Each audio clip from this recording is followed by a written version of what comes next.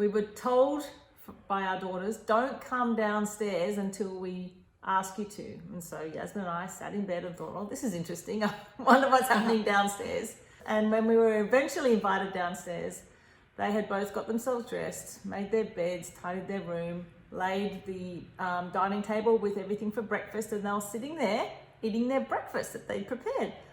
And it was a really big deal for us, wasn't it? It was so good. You know, we hope that it will just continue. It hasn't happened since. Yeah, it was that. We're trying really hard to encourage it. Yeah. But that was a very joyful moment for us.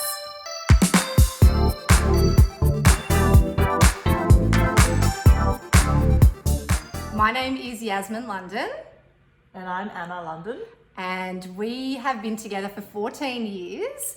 Some of the values that we share as partners would be honesty, Trust. Transparency. Transparency is a big one. Yeah. Pretty early on in our relationship, we both gave our whole selves to each other. So there was nothing holding us back from being who we are with each other. And that's the foundation for our relationship from the start. So there's always been that strength there, but that complete honesty and transparency. And so trust comes with that. So we have two little girls. We have a 6-year-old by the name of Valentina and a 3-year-old named Allegra.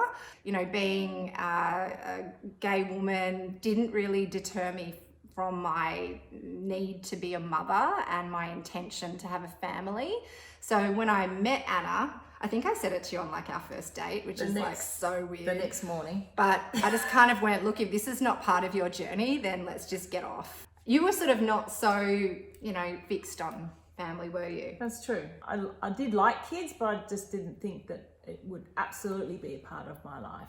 And I met Yasmin, and as she says, it's a non-negotiable, and I obviously fell in love with you, and having a family with you has been the best thing that I could have ever hoped for my life. And so once we decided we wanted to have a family, we thought, how are we going to go about this? There's various options for same-sex couples. And we were fortunate that we found a great clinic that supported us, and we felt very secure and safe and supported there. And accepted. And it was a really exciting journey for us to go on.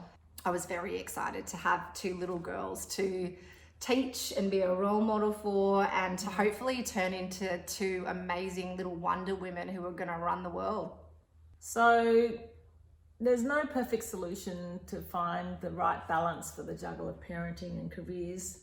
What you and I do is we talk about things, we make sure that each other's needs are being met as an individual, but also what are the needs of our family, what are our priorities, what's really important to us, and we make sure that those are all covered off.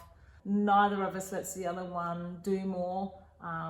We're very committed to ensuring that we are role models for our daughters, and that they see that we've both got careers, we both contribute to the household, everything's equal in terms of what we put in, but also what we take out as well. So I think that's really important for them to see that equality. You becoming a mother and me seeing you being a parent has just enhanced and strengthened my love for you, because it's not until you see someone in that situation that you develop a whole new love for that person, because it's a whole new dimension. It does bring a newfound sense of respect, and I think parenting as well has given us a shared purpose in our relationship too. Not that we didn't have that before, but I think, you know, after a few years of being together, you know, it's nice to have something to be a team on. And that's something that we talk about a lot. We joke about being Team London all the time, but it helps us stay cohesive, and it gives us purpose, and it gives us goals, and it gives us something to work towards.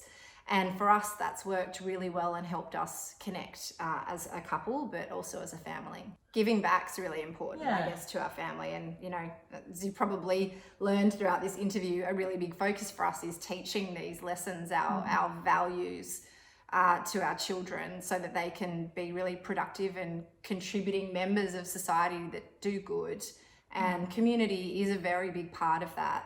You know, we try to make sure that we're connected in our communities wherever we are. So we learn people's names, we help out our neighbours where we can, we turn up at, you know, the school fete, and you cook cupcakes and do the accounting, and I welcome people. But, you know, we do our best, you know, we play to our strengths.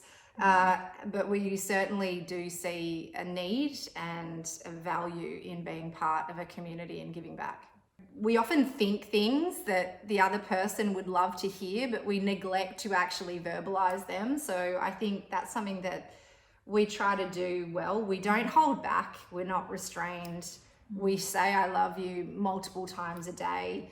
We compliment each other. If we think it, we say it. Well, I'm your biggest fan, and I think you're my biggest fan. So with that comes that mutual respect that you always want the best for each other. And if you're kind to each other, if we have disagreements over something, then it's always fair and respectful. It never goes below the belt.